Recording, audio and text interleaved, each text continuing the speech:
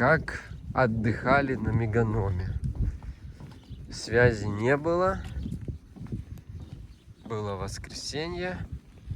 И мы в 8 утра приехали на большую крымскую тропу. Причем меня солнце так заслепило, что я не вижу, куда иду.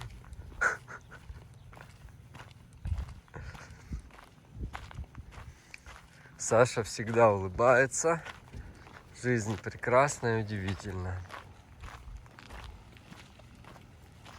Попросили дать его нам окошечко, чтобы он нам дал на полчаса поплавать. Но он сказал, сейчас через минут 15 тучки разойдутся. Вот уже солнце поехало выдавать теплые лучи. Вот это пляж Меганом. Вот так.